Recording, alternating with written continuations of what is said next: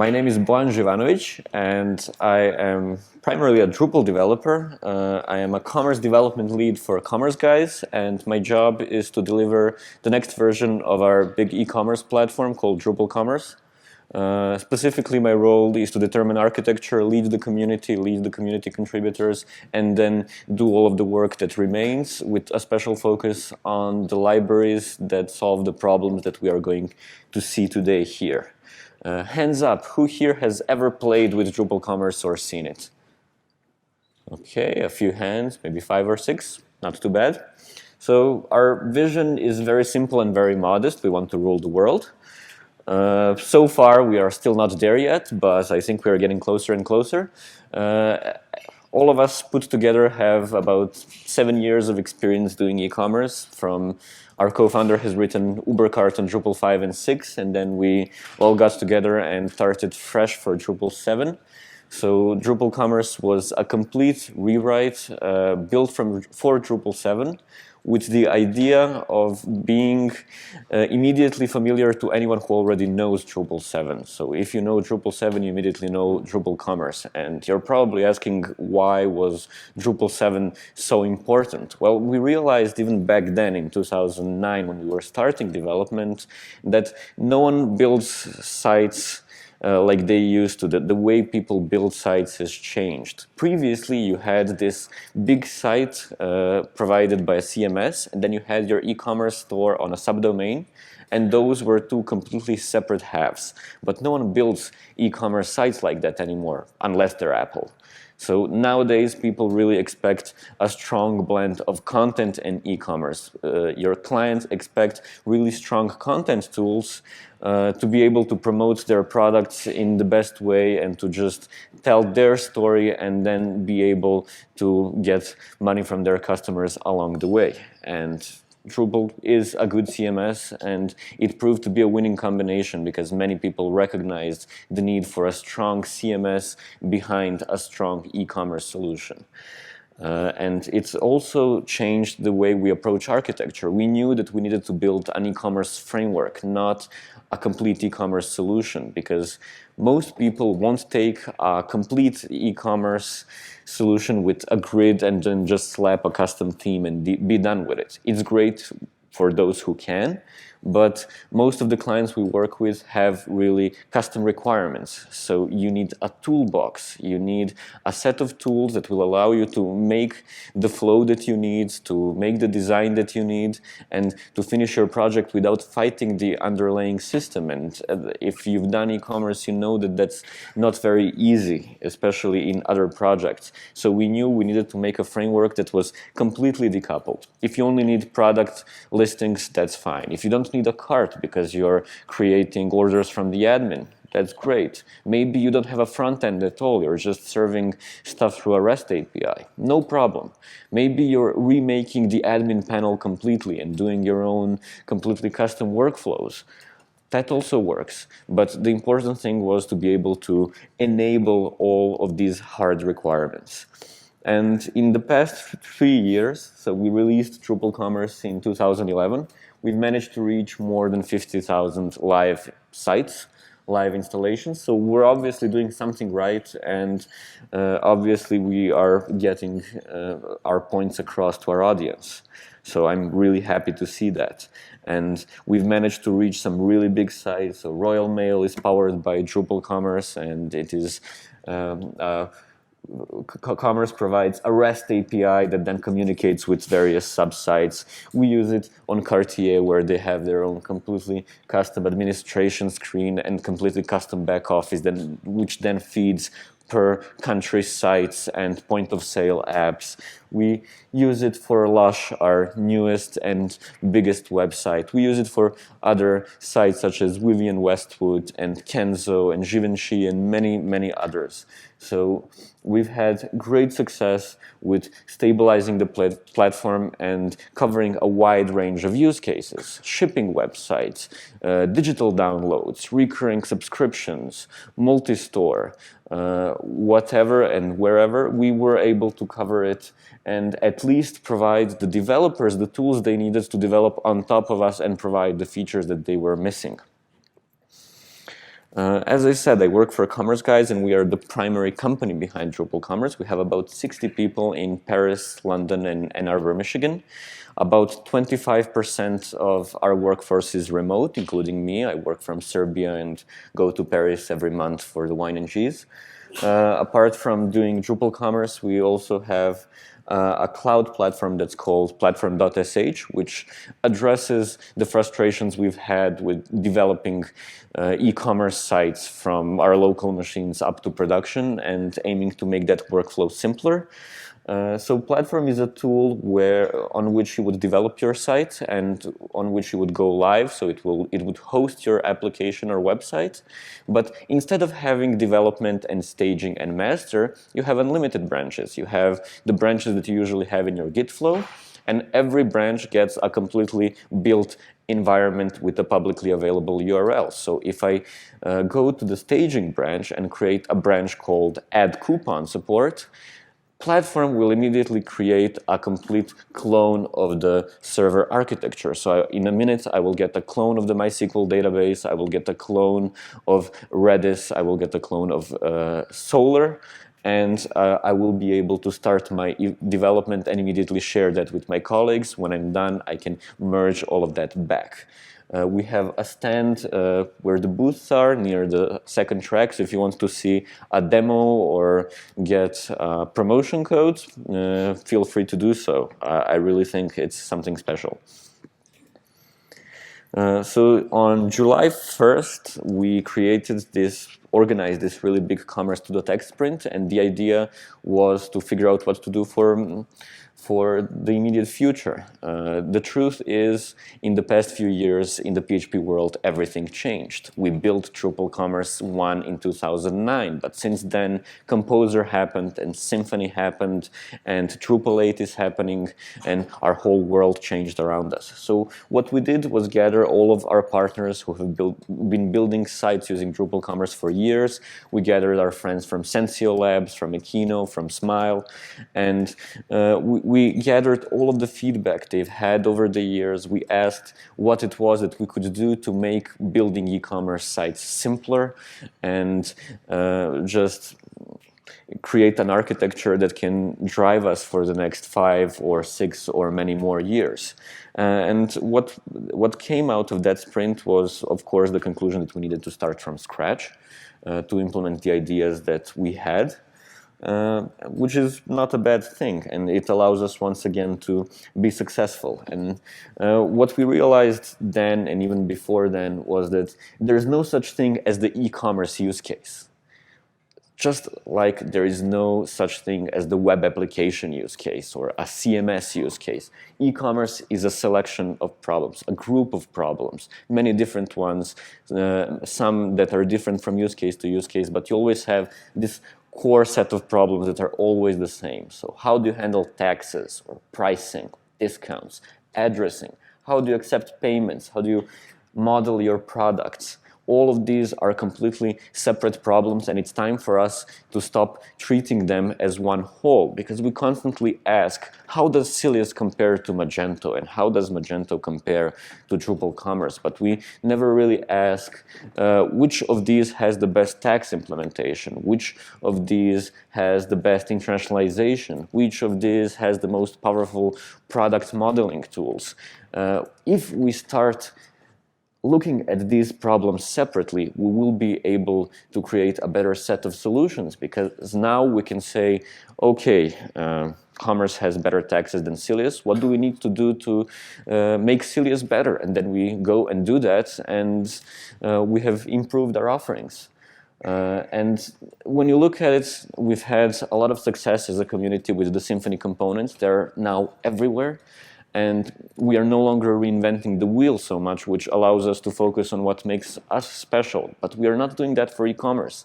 How many e-commerce components do you know, and how many e-commerce libraries do you know and use? You can count them on the fingers of your one hand.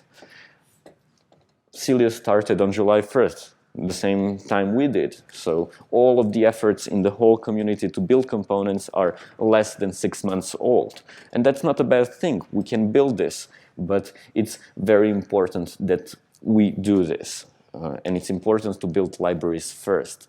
I hear a lot of talk about creating this bundle or that bundle, but bundles are useless. Why? Because they're tied to Symfony, which means that tomorrow, inside Drupal, inside Laravel, inside whatever people decide to use 2 years from now, that code won't be able to be used there. But if we create these completely independent libraries, then we can share solutions across all frameworks, like across all solutions, and solve the hard parts once and for all, and then focus on what makes us special and what makes us different, and focus on the APIs that can make us successful. And for me, the hard problems are the problems where you have the right solution and the wrong solution, which is something developers don't really like to talk about. But there is a right way to do taxes and a right way to do addressing and a wrong way to do that. Unlike with product modeling, for example, where depending on the use case, you might have many different competing solutions and they might all be good. But for some things, there is a way to determine the right solution if we focus. So for commerce to the text, we said we will build the libraries first. Sometimes e-commerce solutions build their whole thing and then they start taking pieces out and releasing them as libraries. And for me, that's not the best approach because it leads to libraries that are too thin. They do too little for us. So for example, you would extract an interface, a few models, but your main logic, what makes your application tick, that remains in the big piece, in the big whole. But if you build libraries first, then you can define your problem space, you can solve it completely, and you can think about how it needs to be integrated into different solutions. So I cannot assume doctrine. Doctrine is awesome, but I only use it on some of my projects because the others are on Drupal, which has its own entity system and DB layer. And same for Eloquent in Laravel and so on. So we need to think about reusable code first and what we can do to make a library good. And I'm going to offer some examples.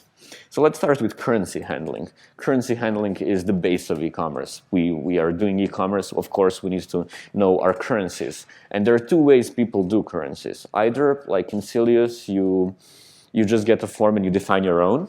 Fine, no problem. You're using a few anyway.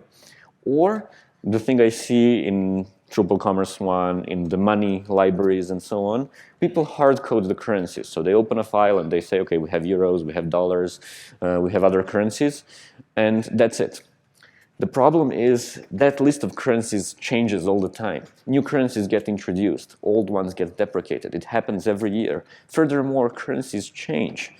We live in slightly unstable times and inflation happens. So when inflation happens, your currency might suddenly lose subunits. If you don't have subunits, if you don't have cents anymore, then that needs to be taken into account when entering prices, when validating them, when formatting them. So ideally, we would have a data set of currencies, but we would be able to regenerate it from an authoritative source. A source such as ISO. So that a few times a year at least, we can regenerate it and get all of the new information without needing to bother the community. With commerce, we had the problem of people constantly needing to send patches to add their missing currency or change their currency definition, which is not ideal because it spends community time. It's better for the community to focus on more productive things. And then if you ever went on booking.com, you probably saw that they have this currency switcher. And the list of currencies is multilingual. The currency names are multilingual. So we should take care of making sure that currency names are translatable. And even better, it would be great if the dataset we ship with has those translations in the first place. So if I decided to offer my website in French and I offer a currency switcher, I can immediately offer the currency names in French as well, so that I don't need to bother my translators with translating 200 different currencies. It's a real pain in the behind. So another thing that you might notice is that it's really small, but for dollars, it says US and then the dollar sign. The trick is currency symbols change from language to language. We think that the dollar symbol looks the same in all countries. It doesn't. Why? Because some countries have their own dollars and they use that symbol for that. Or some countries use a Cyrillic symbol, for example, Russia for their currency. But if you're showing prices in Russian rubles in French, you're probably not going to use Cyrillic. So just like for the currency name, the currency symbols also need to be translatable. And we need to be able to get the currency names and symbols per locale.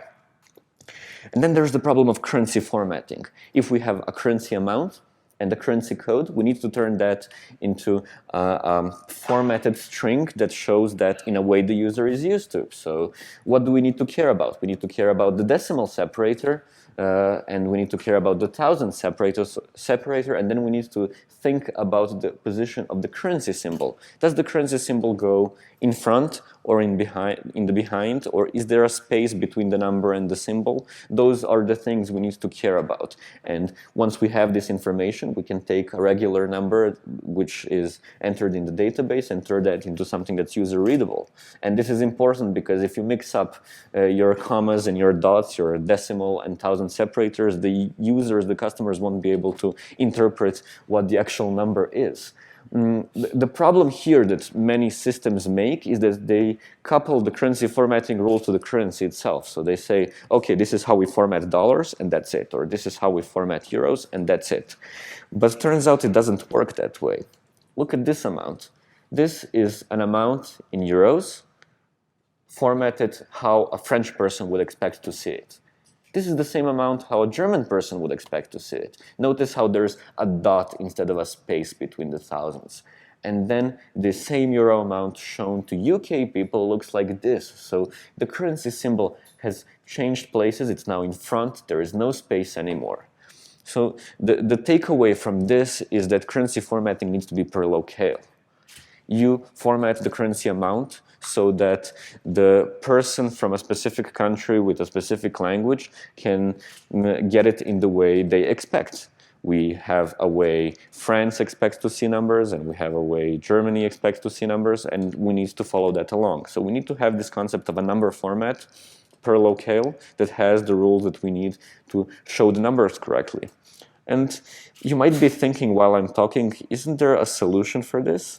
And there is, but it's not perfect. One other example I wanted to show. This is a currency amount in Arabic. If you're doing a site for any of the Arabic-speaking countries, like United Arab Emirates, I don't know if that's the name of the country in English, they have their own numbers, they have their own commas, and they have their own currency symbols. So we need to make sure that the number formats are aware of different numbering systems. Arabic numbers, Bengali numbers, Hindu numbers. There are many different ones, but you can map them one-to-one. So when you're done formatting, you can switch the digits we expect with the digits they expect. So as I said, there's a solution for this. There's the INTL extension. They provide a number formatter class, you initialize it, you pass it a number, and it formats it. It does everything I said. But if you remember Fabian's keynote, there are some problems with that. The first problem is that you might not have the extension. In maybe, I don't know the exact numbers, but in about 30% of PHP installs at least, it's just not there. You install your fancy VPS, you take, I don't know, even a shared hosting account, whatever you do, the extension might just not be there. And it's a significant enough number that even Symfony had to give up on depending on the INTL extension. So that's the first problem. The second problem is that even if you have it, it might not be up to date. Why? Because the data set would ideally be updated several times a year. Currencies change all the time. But INTL gets its data from an external library that installs. So if you have Ubuntu 12.04 instead of 14.04, so you didn't update your server yet, suddenly your currency definitions are 4 years out of date, which is not ideal, and it gives you a factor that you cannot control. Your currency formatting is wrong, your client is angry, and it's because of your hosting. That doesn't make any sense. We should be able to do better, and we can. Turns out that the INTL extension gets its data from ICU, and ICU repackages CLDR data. So CLDR is this great project that's made by Apple and Google and Microsoft and all of the big players, where they just create a repository of multilingual data, the largest one I've ever seen. So they have a list of all countries with names translated into all languages. Both Symfony and Drupal use it. They have a list of all languages with their translated names. And they have a list of all currencies, which is better than the official one provided by ISO because it takes into account matters from the ground. So for example, ISO might tell you this currency has 3 subunits, but turns out inflation has made them useless, like for example in Serbia, so you wouldn't want to offer that. So we want to use their currency source. And the best thing is they provide currency names and currency symbols for all languages. So if we take their data, suddenly we have that to offer and we don't need to bother the user with translating that. They also have number formats for all locales. So that means that we can take the data that they have and implement our own number formatter. I did that, and it took 200 lines of code. No need to depend on the extension and no need to actually worry about hosting. So this is where the INTL library came from. We take the CLDR dataset, updated twice a year. We convert it into a better format. They provide it in JSON, but we changed that format a bit to be more easily parsable. We commit that into the library. Then we have repository classes that will load the data and give you regular objects. So they will give you a currency object, a country object, and you can use that to build your lists, or you can use that when rounding numbers or whatever else you need to do. And then on top of that data, on top of those currency and country and language objects, we have our own number formatter that works just like the one from the INTL extension. So that's great. And some of you might know, but actually Symfony has an INTL library. So why didn't we just use that? Well, up until recently, Symfony INTL didn't want to ship with multilingual data. They said, we will just provide fallback info for English. So it was useless for me because I needed to support all of the locales and all of the languages. But after we released this library, I actually got in touch with Web Mozart, and he told me that the Symfony team has decided to actually follow the same approach and commit the data into the library so they can do the same thing we do. So from Symfony 2.6, you actually have the list of currencies, countries, and languages in Symfony INTL. The thing that we're missing from Symfony INTL is the re-implemented number formatter and the number formatting data, which is the reason why we started this in the first place. But we are confident that we will actually be able to take those parts of the library and merge it into Symfony INTL for version 2.7. So this is a cool library, but it's going to go away. And from Symfony 2.7, I'm hopeful that all of this will be in Symfony itself. In any case, since Symfony 2.7 doesn't exist yet, and you need the solution today, you can depend on our library and get the lists of currencies, and you can get the number formatting that works the way you expect it to. That was the first library we did. Second problem we tackled was the problem of addressing. And you might be thinking addressing is not really a hard problem. If I tell you build me an address form, you will just create a form in an hour and call it done, right? You add a contact name, you add a company, a street address, city, maybe province, postal code, country, you're done. No? Well, the problem is your client might call you and say, your address form is not correct. Turns out, each country has their own guidelines for how addresses need to be entered. And the user expects to see that.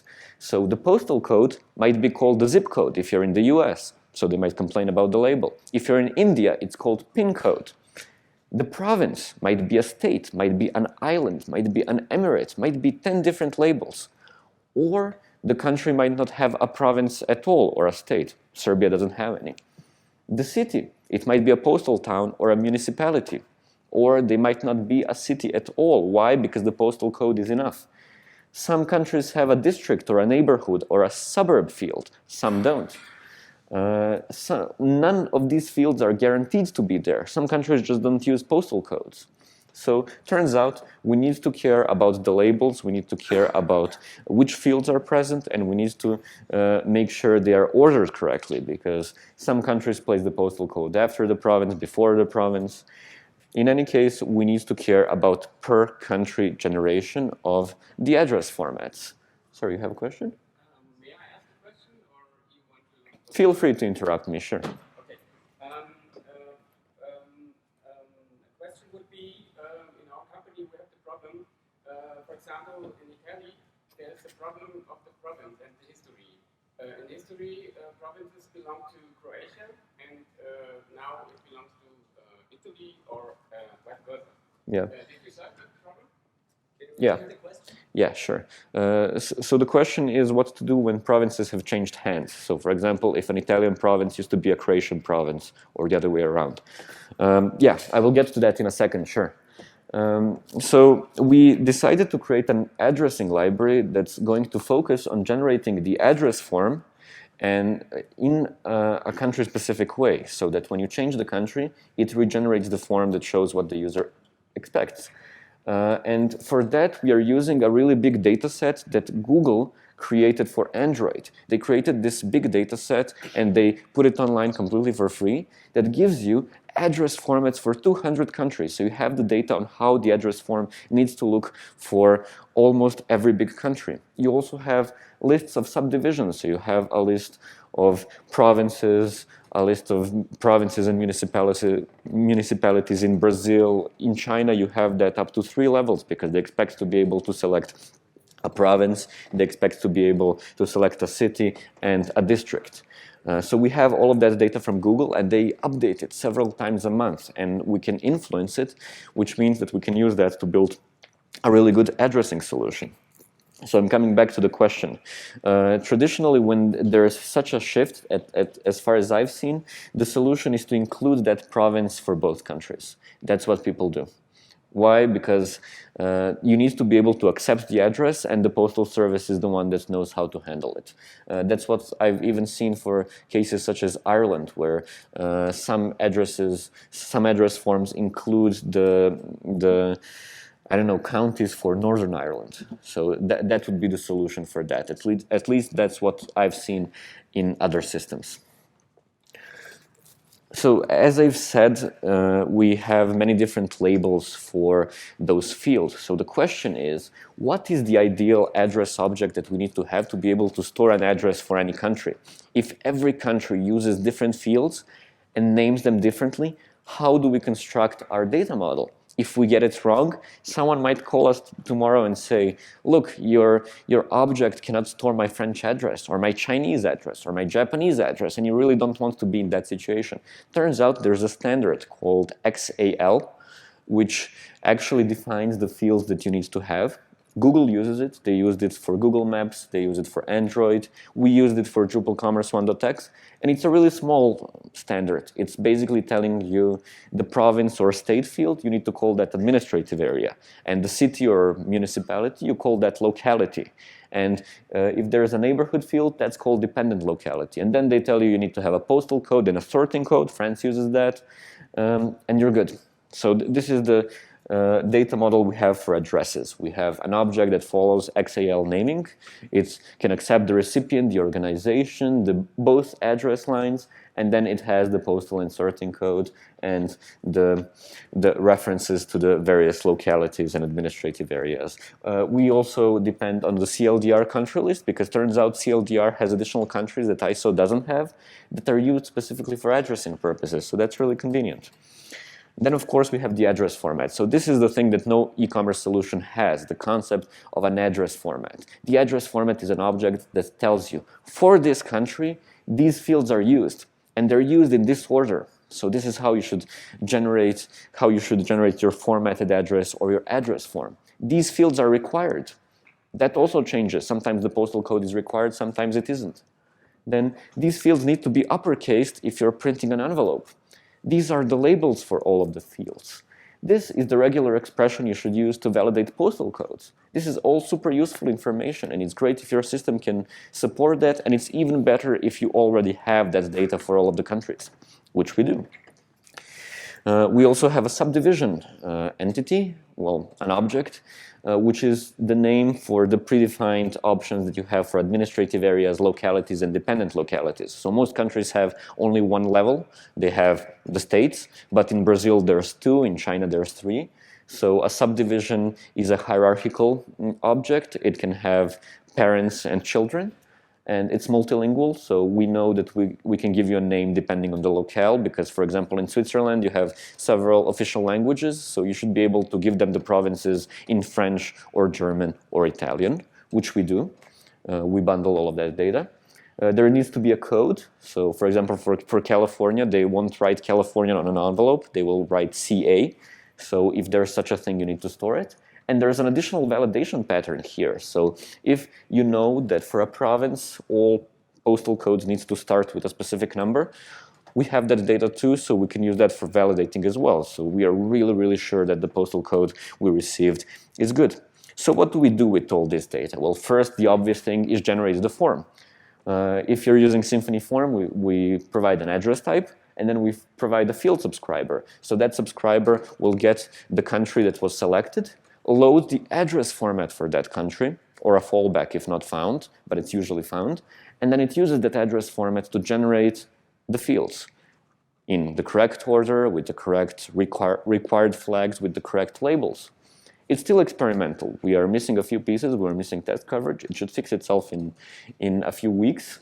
The problem here, of course, is that when the country changes, you need to make an AJAX request and get the fully rebuilt form. That's what Drupal does, basically. But if you want, you can always implement a JS-only, pure JS form that does the switching right away. If you go to Google Wallet, they have a really good addressing form that's implemented using the same data and the same approach we have, and it's instant because they do it in pure JS. The second thing we have is a really good validator. Of course, that's powered by Symfony Validator. We have our own constraint and our own validator that checks, okay, is the country code valid? Yes. Then start with our own logic. We load the address format once again, and we say, are all of the required fields filled in? Yes. Are there any fields that are not actually used in this country? Yes, make sure they're empty. Are the subdivisions valid if we have them predefined? Is the postal code valid? So we run the multiple regular expressions to check that. So we know that the address object is completely valid. Then we have the formatter. If we are validating an address for sending purposes, we will do that as well. So we render everything in the correct order, and we append the country name in the local language, and we do all other cool details. So that was addressing. Zones. Zones are something people think are an essential part of addressing. It's basically a way to define territorial groupings for shipping or tax purposes. So you would say California and Nevada, or the European Union. Maybe Germany in a set of postal codes. I'll explain why this is important. So it's similar to the implementation in Silius, but we paid a lot of attention to being able to include or exclude specific postal codes. So a zone is made out of zone members. It can match a different zone, or it can match a country. And it can include or exclude postal codes, including ranges and regular expressions. If a zone member matches an address, then a zone matches an address. If you have a zone that's Germany and France, if the user is from Germany, that zone matched. And you can match against a single zone, or we provide the zone matcher that will just load all of the zones, order them by priority, filter them by scope, for example, tax or shipping, and then give you the one that matches the most. So a really useful tool for what's coming next, and that's taxes. We are doing taxes the same way we have done them for years, but the tax situation has changed dramatically. Taxes have become really complex, and if you're doing e-commerce, you've probably had problems with that already. What are the problems? Well, the first one, the user needs to know what their rates are. And it's easy if you're in a country such as Serbia, because you find the Serbian VAT rates, you enter that. If the customer is from Serbia, you're done. But if you're in the EU, you're supposed to collect taxes for all EU customers. And there are multiple rates that could apply there. So if I'm a French company selling t-shirts to Germany, I apply the French VAT. But if I sold too many t-shirts, there's a threshold after which I need to register for German VAT. So suddenly I might be charging VAT for France and Germany and Belgium. In Canada, I need to know the rates for all of my provinces, even worse. So we are getting the requirement of having to know more and more tax rates, and it's putting the effort on our customers. And then we have this big problem that's been exploding on Twitter and Hacker News recently. It's the problem of VAT on electronically supplied services. So basically from January 1st, 2015, when you're selling a digital product, VAT is charged at the place of the customer. This means that if you're a French company selling to Germany, you apply German VAT. If you're selling to Sweden, Swedish VAT. If you're selling to Spain, Spanish VAT. This means that if you're selling anything digital, an ebook, trainings, premium memberships, suddenly you need to know the VAT rates of 28 EU countries, which is 75 different tax rates. If you tell your customer, yeah, just go ahead and input those 75 tax rates, they will tell you what to do. They will not be happy. And this is the problem. We developers, we keep passing our problems to our customers, our clients, and sometimes they don't involve the accountant, and when things go wrong, it's our fault. So what's obvious is that we need to create our own data set. We need to define the rates for EU and other countries where that's possible. There's only a few per country, and allow the customer to select where they're selling from, and based on that import the rates and create them. That way they get a superior user experience and we get a reduced chance for errors. The second problem is the problem that percentages change. On January 1st, your VAT rate or any kind of tax rate might change from 19% to 20%. What are you going to do? Spend New Year's Eve with your finger on the submit button so you can click the form and change the percentage from 19 to 20? If you don't do that, someone might create an order with the wrong tax applied. Now you have a problem. And they might change multiple times a year. They might change in June. The thing is, and if you need to care about so many rates, one of them will change eventually. So you will have that problem soon enough. What we need to do is separate the tax rates amounts from the tax rates. So we need to say, this is the standard VAT rate for France. And it has these amounts. It has 19% from 2012 to 2014, and it has 20% from 2015 into the future. So that way the system can always determine the correct rate based on the current date, on the date of the calculation. This is something no one does, and it's super useful.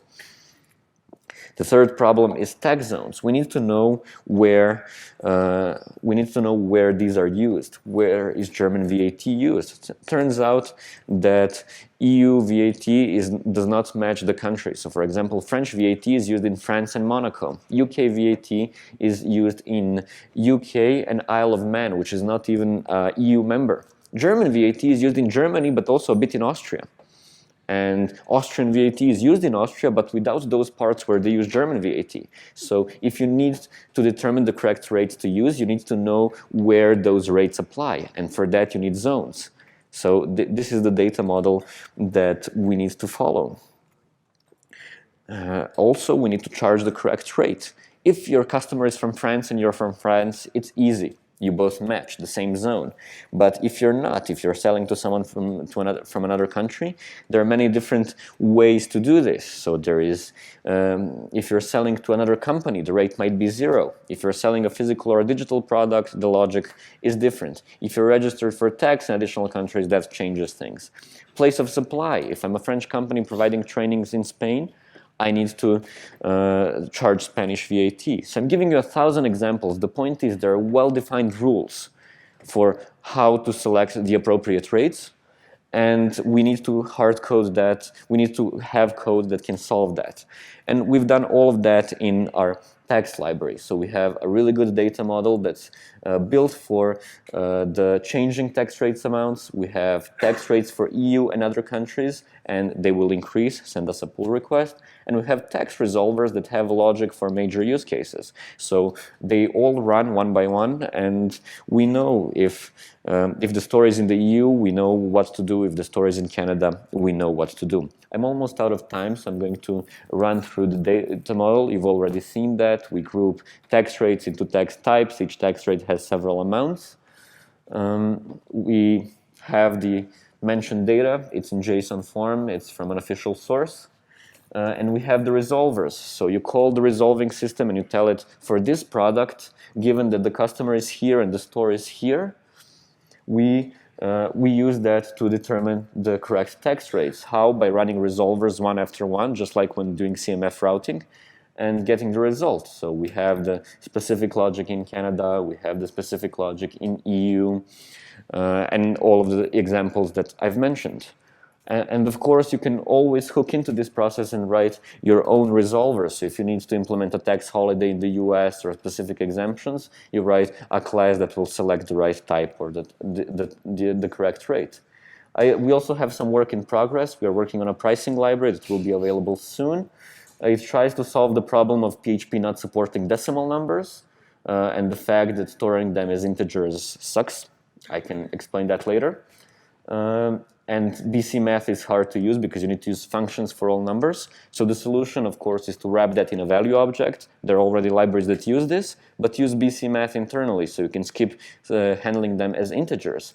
And then we need to start thinking about the interaction between taxes and discounts, because this is a really complex space. You frequently hear discounts are not applied correctly in Cilius or somewhere else.